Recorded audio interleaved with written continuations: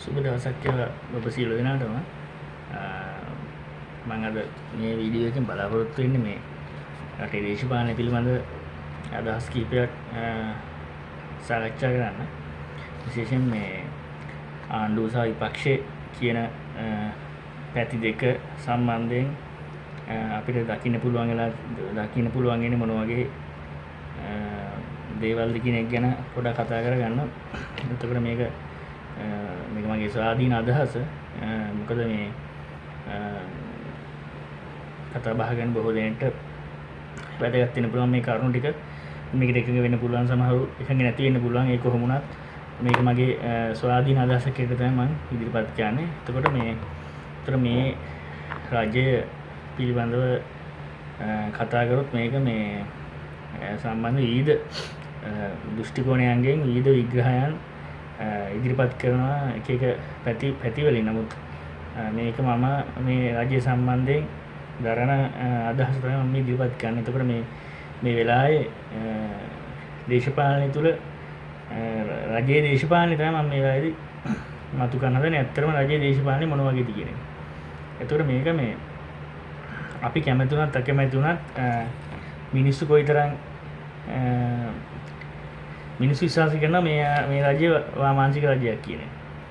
ඒ කියන්නේ මිනිස්සු සහ අනිත් දේශපාලන මේ රජයට විරුද්ධව මේ ආණ්ඩු සානායක නැත්නම් NPP ආණ්ඩුවට විරුද්ධව තියෙන අනිත් කඳවුරුවල අනිත් පැතිවල අනිත් විරුද්ධ පාක්ෂිකයෝ විශ්වාස කරනවා මේක වමේ ආණ්ඩුවක් කියන. ඒ වගේම ඕන එක ප්‍රකාශ කරනවා. ඊළඟ එක තමයි රටේ මිනිස්සුත් ගොඩක් වෙලාවට විශ්වාස කරනවා මේක වාමාංශිකයි කියන එක. මේ පවතින රජය. ඒතකොට හැබැයි දැන් ප්‍රශ්නේ තියෙන්නේ මේ රජය වාමාංශික නැද්ද කියන එක.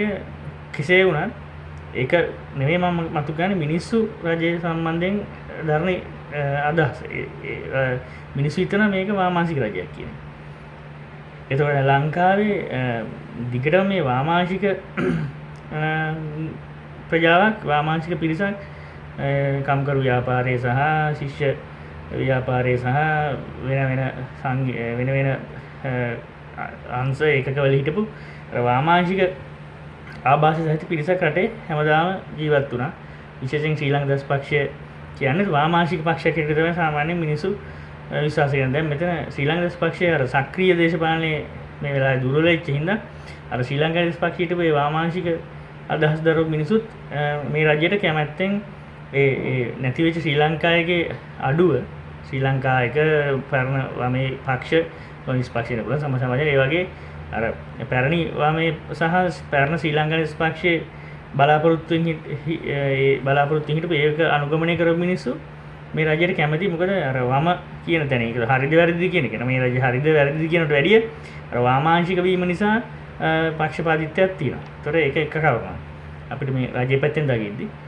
ඊළඟට අර ප්‍රෝග්‍රෙසිව් කියන සමාජ කොටස, ඒ කියන්නේ අර සමාජයක් හැටියට රටක් හැටියට ඉස්සරහට අර තාක්ෂණිකවත් සමාජීයවත් සංස්කෘතිකවත් අර ලෝකෙත් එක්ක අපි යන්න ඕන කියන තැනේදී අපි වඩා දියුණු තැනකට යන්න ඕන කියන තැනේදී අර NPP කියන්නේ යම් දියුණු කියන්නේ ජාතිවාදී නෙවෙන ඊට පස්සේ ගතානුගතික සාම්ප්‍රදායික සිරිත් වලට මුල් තැන දීගෙන යන්නේ නැති.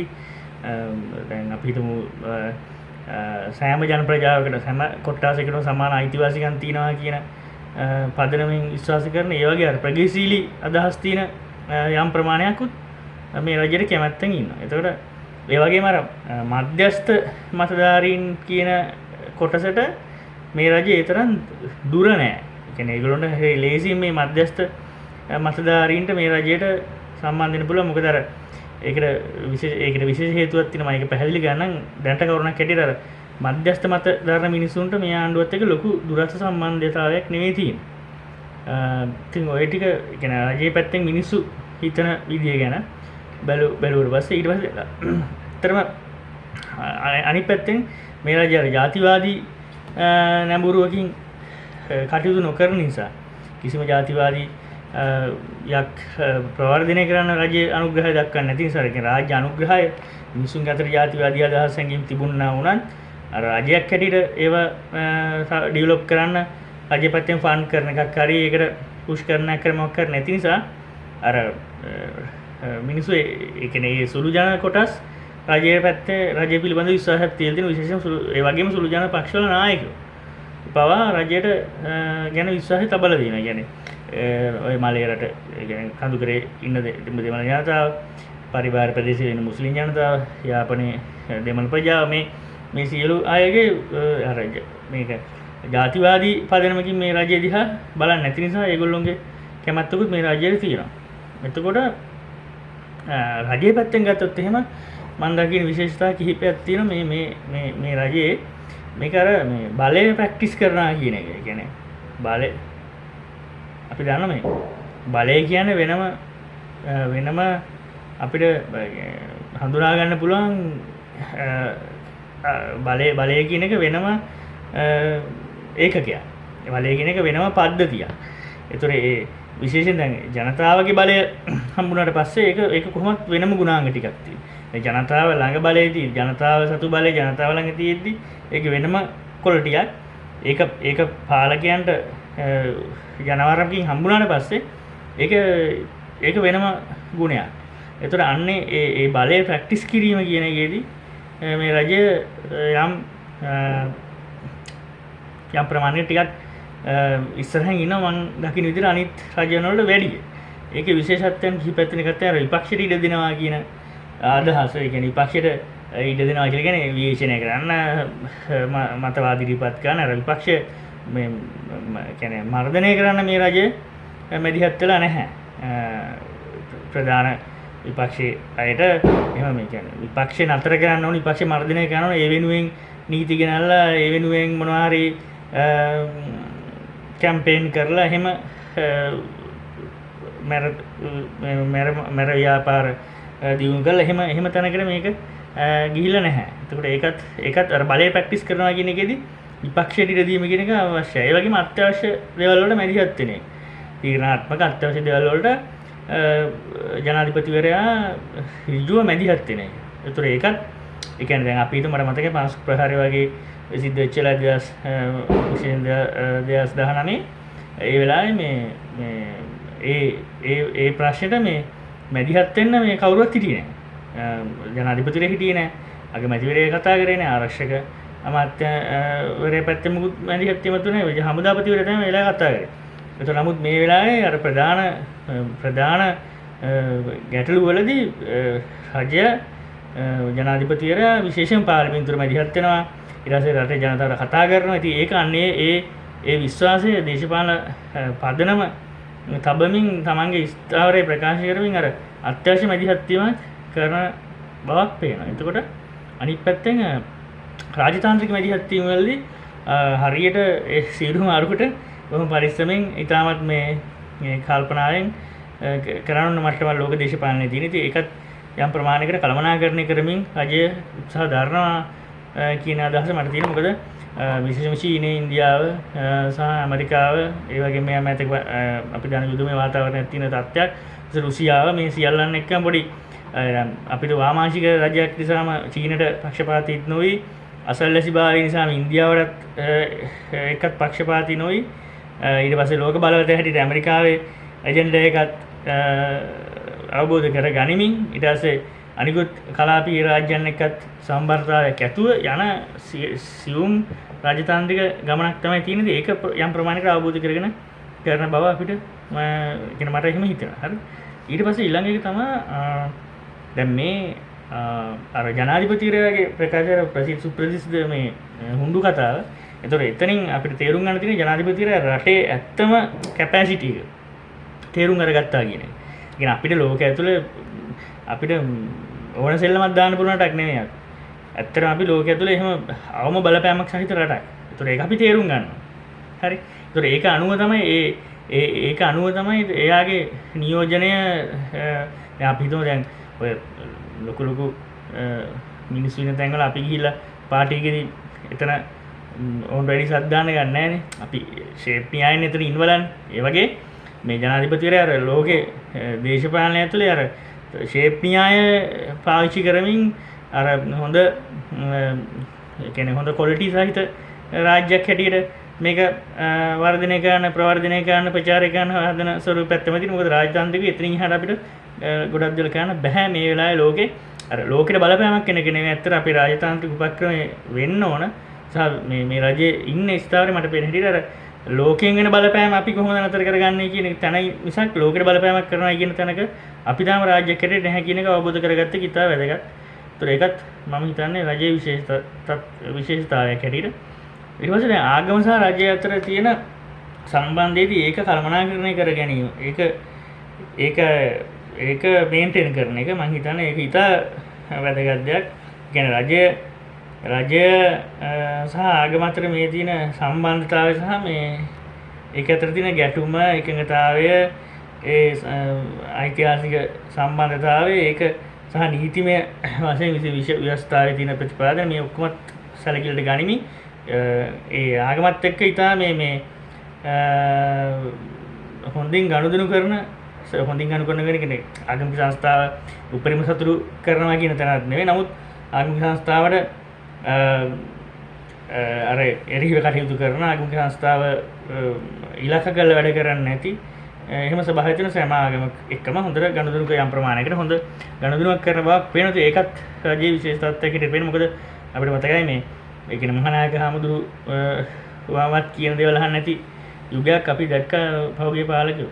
කොයිතරම් පන්සල් ගියත් මහානායක ස්වාමීන් වහන්සේලා අර මතක සරත් පොන්සේගේ ප්‍රශ්නලාදී ශ්‍රේණ බණ්ඩාරනායක ප්‍රශ්නලාදී මහානායක හාමුදුරු කිවිදෙල 7-5කට ගණන් ගත්තේ නැහැ මේ රටේ පාලකයෝ. ඒකට ඒ තිබෙලට පස්සේ යම් ප්‍රමාණයකට මේ ජනාධිපතිවරයාත් එක්ක මේ රජයත් එක්ක යම් අර ආගමික සංස්ථාවේ කදින්ලි උන්වහන්සේ උනත් මුස්ලිම් ආගමික නායකයෝ උනත් රජයත් එක්ක යම් ප්‍රමාණයකට හොඳ ගනුදෙනුවක් අවබෝධයක් සහිතව තමයි කටයුතු කරමින් ඉන්නේ. එතකොට ඊට පස්සේ මිහින්තලේ ආමුදුරගේ ප්‍රශ්නේ දෙන්නේ මිහින්තලේ ප්‍රශ්නේ ඇත්තටම ඒක විශේෂ ප්‍රශ්නයක්. මොකද ඓතිහාසික මිහින්තලේ ගැන තියෙන අයිඩියා එක තේරවාදී සම්ප්‍රදායේ ඇතුලේ අපි විග්‍රහ කරගත්තොත් ඒක එතන පොඩි යම් ගැටලුවක් තියෙනවා. ඒක මේ මිහින්තලේ ප්‍රශ්නය, ඒ කියන්නේ මිහින්තලේ ආමුදුරගේ ප්‍රශ්නයක් කරේ මොකද්ද මේ රාජ්‍ය ප්‍රශ්නයක් කරන්නේ. ඇත්තට මිහින්තලේ කියන ඒ මිහිඳු මහරහතන් වහන්සේ වැඩම කළා ධර්මයේ දේශනා කළා ඒ ආගම හඳුන්වලා දීලා ඒ නිසා මිහින්තලයට ආපු බෞද්ධ සංස්කෘතිය තුළ සහ බෞද්ධ ඉතිහාසය තුළ තියෙන සංකේතමය වටිනාකම හැමදාම මේන්ටේන් කරන දාන උත්සාහයක් මිහින්තලේ පැත්තෙන් තියෙනවා. ඒ කියන්නේ එතන තමයි මේ රාජ්‍ය ආරම්භය ආගමේ ආරම්භය වගේ තැනකින් මේක අල්ලන ස්වභාවයක් ඉතිහාසෙ ඉඳලා මිහින්තලේ තිබිලා. ඒකත් එක්ක රාජ්‍ය සහ ස්ථේරවාදී සම්ප්‍රදාය මේකේ ගැටුමක් තියෙනවා. ඒතකොට ඒ ගැටුම හැමදාම ප්‍රකාශ වෙලා තියෙන ඉතිහාසෙ ඉඳලම තියෙන එකක්. මේක අද ඒක සාමාන්‍ය තත්ත්වයක්. මිහින්තලේ ප්‍රශ්න මිහින්තලේ රාජ්‍යයත් එක්ක හරි මිහින්තලේ ආගමික සංස්ථා අනිකුත් ගුරුකුලයන් එක්ක හරි ඒක තියෙන ඒ ගැටුම්කාරී ස්වභාවය කියන එක සාමාන්‍ය තත්ත්වයක්. ඒක කිසිම විශේෂයක් නැහැ. මිහින්තලේ එහෙම තමයි. කියන එක තමයි තේරුම් ගන්න තියෙන්නේ. ඒතකොට ඒක මේකෙදි විශේෂයක් නෙමෙයි. ඒක මේ රාජ්‍ය විශේෂිකුත් නෙමෙයි. එතකොට අනිත් පැත්තෙන් දැන් විපක්ෂ පැත්තෙන් ගත්තොත් එහෙම මේ වෙලාවේ අර විපක්ෂයේ දැන් මේ මිනිස්සු විශ්වාස කරනවා නම් මේක වාමාංශික රජයක් කියලා සහ විපක්ෂෙත් විශ්වාස කරනවා නම් මේක වාමාංශික රජයක් කියලා. ඇත්තටම විපක්ෂයේ බොඩනගා ගන්න වෙන දක්ෂිනාංශික බලවේගයක් හැටියටනේ. එතකොට ආංකික විපක්ෂයක පිළිගන්නවා. විපක්ෂයක ඒක පිළිගන්නේ නැතුව, ඒ කියන්නේ විපක්ෂ මේ දක්ෂිනාංශික වැඩ පිළිලක් එක්ක යන්න ඕන ආයි කියන එක පිළිගන්නේ නැතුව යන්න බෑ.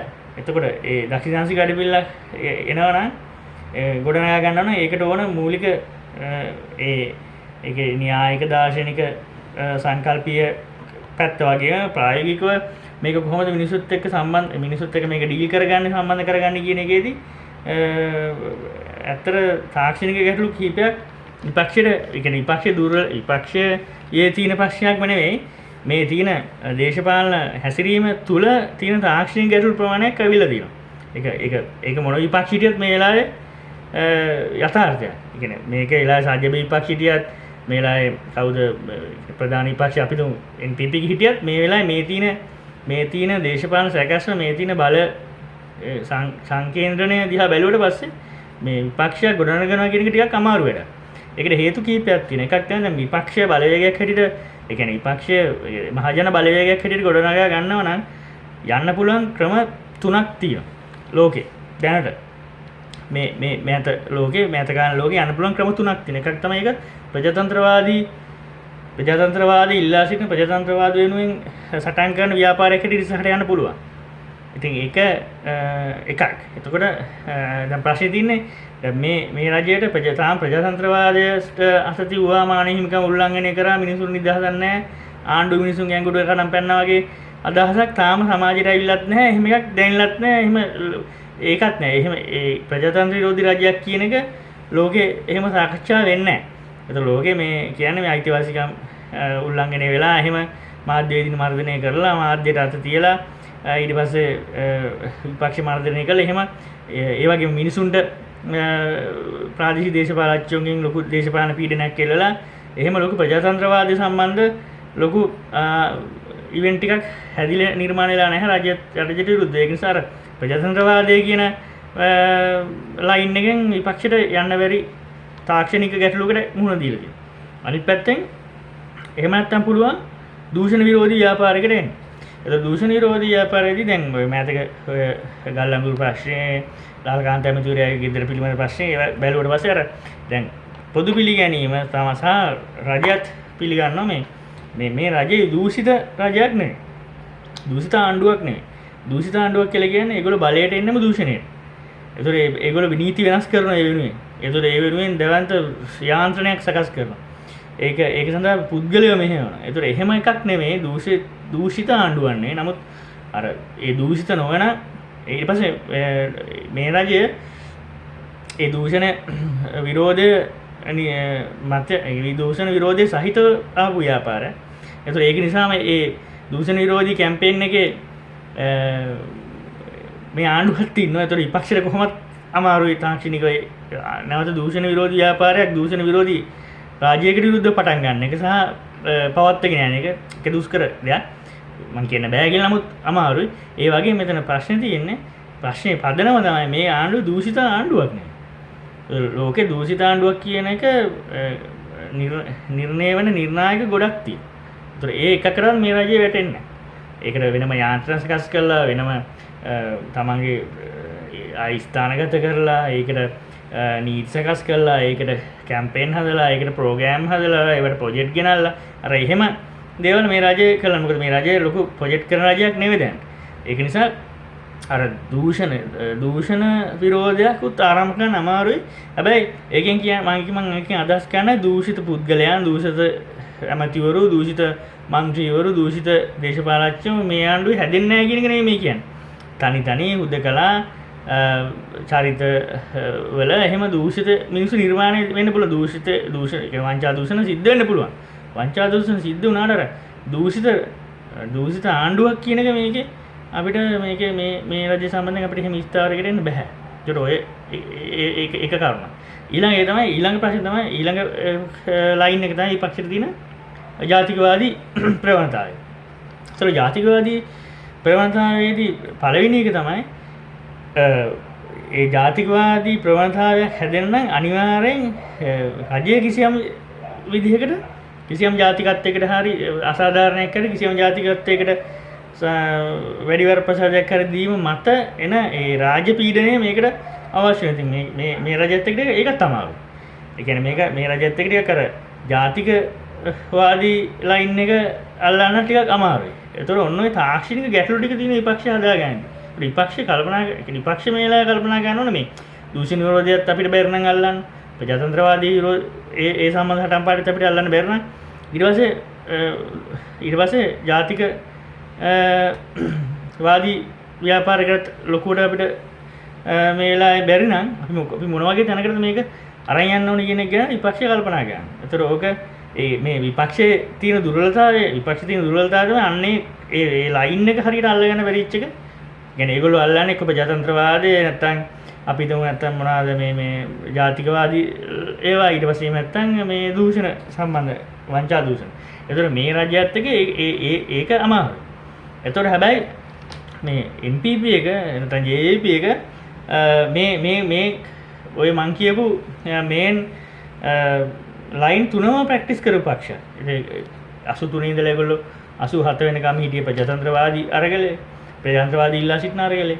ඊට පස්සේ 88 ඉඳලා 87 පස්සේ 2010 වෙනකන් ඒගොල්ලෝ ජාතිකවාදී නැඹුරුවක හිටියේ. ඊට පස්සේ ආපහු 2010 ඉඳලා ඒගොල්ලෝ දූෂණ නිරෝධී ව්‍යාපාරයේ හිටියේ.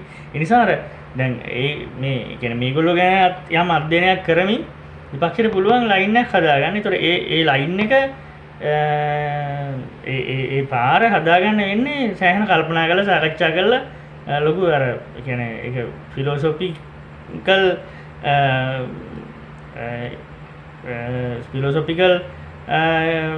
ලී කරන සාකච්ඡාවක ප්‍රතිඵලයක් හැටියට තමයි මේක අපිට ගන්න වෙන්නේ. එහෙම නැතුව මේ අර හුදු මොකක් හරි ආණ්ඩු විරෝධයක් නිකන් ආණ්ඩු විරුද්ධව විචන කරාට ආණ්ඩුවට විරුද්ධව කරුණු ඉදිරිපත් කරාටම මහජන බලවේගයක් හදන්න බෑ විපක්ෂයට. විචනක් කියලා ගන්න පුළුවන්.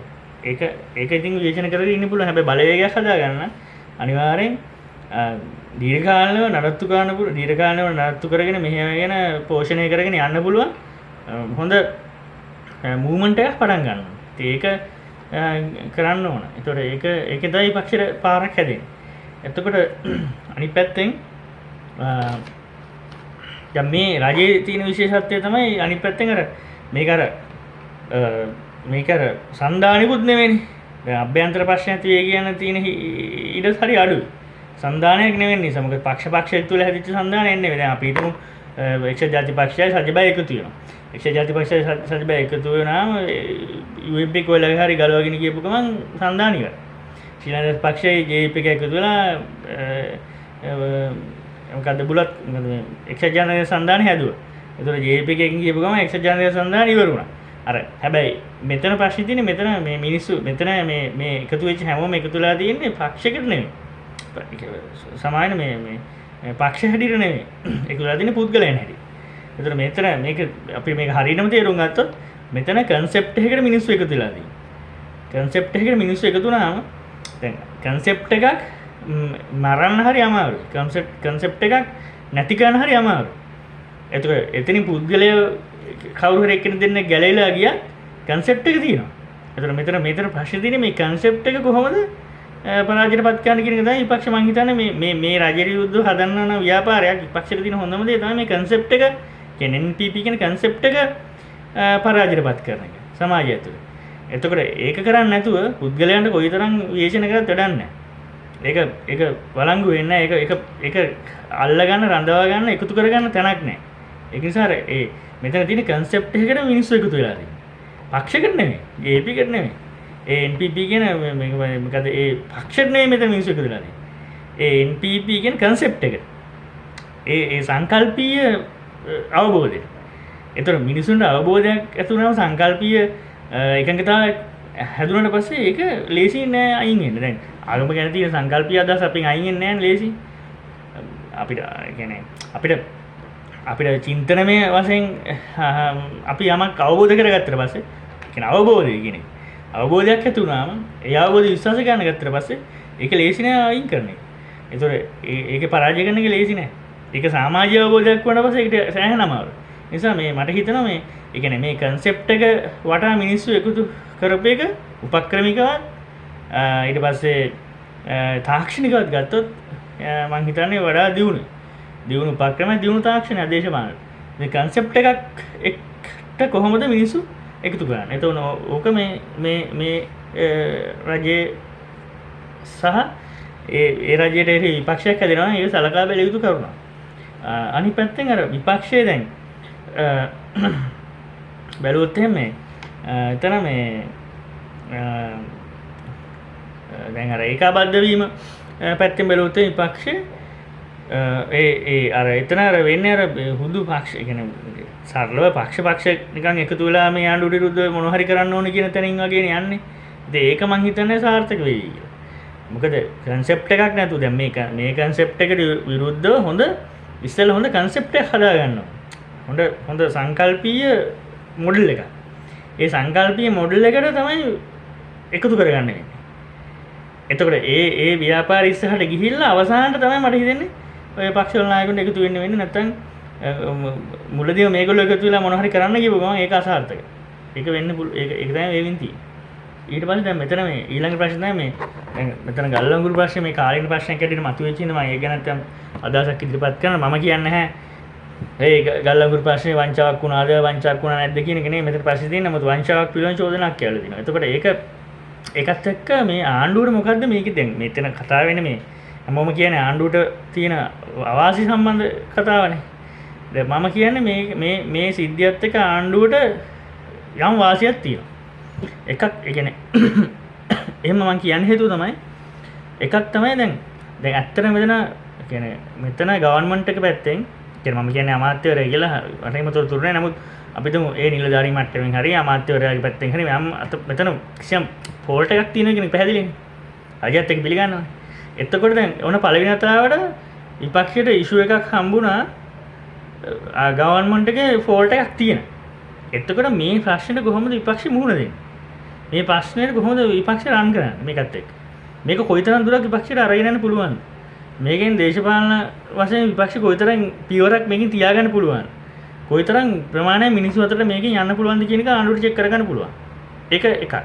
දෙවෙනි එක එහෙම කරද්දි වඩා සාර්ථක වෙන්නේ කවුද? මොන විපක්ෂ මොන කණ්ඩායමද ඒක වඩා සාර්ථක කරගෙන? ඒක පෙරටුගාමින්ද කරන්නේ? ඒක සජ්ජබද කරන්නේ? ඒක නාමල්ද කරන්නේ? ඒක දිලිද්ද කරන්නේ? ඒක නැත්නම් ඊටු ටීවී එකද ගන්න? කවුද කරන්නේ? මේක හරියට පදනම අල්ලන්නේ කවුද?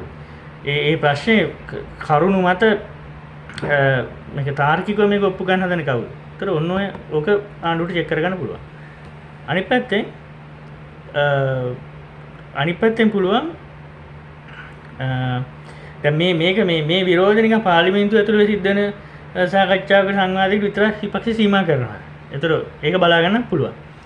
අනිත් පැත්තෙන් දැන් මේ ප්‍රශ්නේ නිසා විපක්ෂයේ මේ ප්‍රශ්නේ නිසා විපක්ෂය අර ආණ්ඩුවට සම්බන්ධ තියෙන පොදු අනිකුත් විරෝධතා ටික අනිකුත් බඩුවිල වැඩිවීම සම්බන්ධයෙන් ඊට පස්සේ වෙන තියෙන සමාජ සංස්කෘතික චෝදනා සහ විවේචන සහ ඒ විරෝධතාවයන් එක්ක මේක සම්බන්ධ කරන්න පුළුවන් විපක්ෂයට. ඒතකොට ඒ විපක්ෂ මත වෙනවද මේ ගල්ලංගුරු ප්‍රශ්නෙට අනිත් ඔක්කොම ප්‍රශ්න ටික යට වෙන එක නතර කරගන්න. ඒතකොට එහෙම නැතුව මේ ආණ්ඩුවතර කැමති ගල්ලංගුරු ප්‍රශ්නෙට ඔක්කොම ටික යට කරලා ගල්ලංගුරු ප්‍රශ්නෙට සියලුම මේ ගැටලු ටික ගල්ලංගුරු ප්‍රශ්නෙට යට කරන එක මේ ආණ්ඩුව මම හිතන්නේ කැමතියි. ඒ කියන්නේ එතකොට අර ඒගොල්ලෝගේ කන්සෙප්ට් එක ඉතුරු වෙනවා. ඒ කියන්නේ ඒගොල්ලෝගේ කන්සෙප්ට් එකට ඒගොල්ලෝ මිනිස්සු එකතු කරපු කන්සෙප්ට් එකට හානියක් එන්නේ නැහැ. මේ දැන් මේ එන සමාජ ආර්ථික ප්‍රශ්න වල උත්තරේ ගල්ලංගුරු නිසා නම් ඒක හොඳයි. ඒක නිසා මේ අර විපක්ෂ මේලාවේ ඒ කියන්නේ ආණ්ඩුවට හොඳටම චෙක් කරගන්න පුළුවන් අවස්ථාවක් තියෙන විපක්ෂ මට්ටම ප්‍රමාණය ධාරිතාවය හැකියාව සහ ඒකේ මොන පැත්තටද මේක ගමන් ගන්න කියන එක ආණ්ඩුවට හොඳටම හොයාගන්න පුළුවන් මේ ගල්ලංගුරු ප්‍රශ්නේ නිසා. ඒක ආණ්ඩුවට එකත් එක්ක මේ වාසියක් තියෙන මේ ගල්ලංගුරු ප්‍රශ්නෙත් එක්ක. ඉතින් ওই ටික තමයි මට මේ කතා කරගෙන තියෙන්නේ. මම පරිසටහනක් දාගෙන අද මේ ටික කතා කරේ මේ මම ඉස්සර තව වීඩියෝ කිහිපයක් ගන්න හිතන් ඉන්නේ මේ යම් කාරණා සම්බන්ධයෙන් මම කීප දෙනෙක්ට කියලා තියුණා මේ ඉස්සර තව වීඩියෝ කිහිප ඉතිහාස සම්බන්ධ වීඩියෝ දෙකක් විතර තියෙන කරන්න. ඉතින් ඒවත් කරනවා ඔයගොල්ලෝ මේ මම දන්න මේක ගුලුක් පිටස බලන channel එක ගන්න මගේ channel එක. ඒක බොහොම සුළු ප්‍රමාණයක් බලන්නේ. ඉතින් ඒක ගැටලුවක් නැහැ. මට අවශ්‍ය නේ අර ඒ කියන්නේ මට මාත් එක්ක කතා බහ කරන මට කෝල් කරලා එක කතා ගන්න අයට මේ මගේ අදහස කියන්නනේ. ඒක නිසා ඒක ගැටලුවක් නැහැ. බලන අය දකින්න අය මේක subscribe කරලා අපිට උදව් කරන්න. ඉතින් එකතු වෙන්න අපිත් එක්ක මේ අපි ඉස්සර මෙහෙම සංවාද කරමු කතා කරමු. මම කැමති සංවාදෙට මොකද මම විශ්වාස කරනවා මේ සංවාදයේ තුල අධ්‍යාපනයේ මේ අධ්‍යාපනයෙන් එන සංස්කෘතියෙන් ඇති වෙන කොන්ද ඒක අපිට අවශ්‍යයි දේශපාලනයේදී ජීවිතයේදී සහ විශේෂයෙන් රටකදී. ඒක නිසා ඒ සංවාදයට ආරාධනා කරමින් අද අපි සමු ගන්න ඕගොල්ලන්ට තියෙන දේවල් මොන හරි තියෙනවා නම් අපිට කමෙන්ට් කරන්න කෝල් කරන්න මගේ නම්බරයට කතා කරන්න පුළුවන් WhatsApp කරන්න පුළුවන්. ඉතින් අපි හම්බෙමු අප ඔයගොල්ලන්ට බොහොම ස්තුතියි.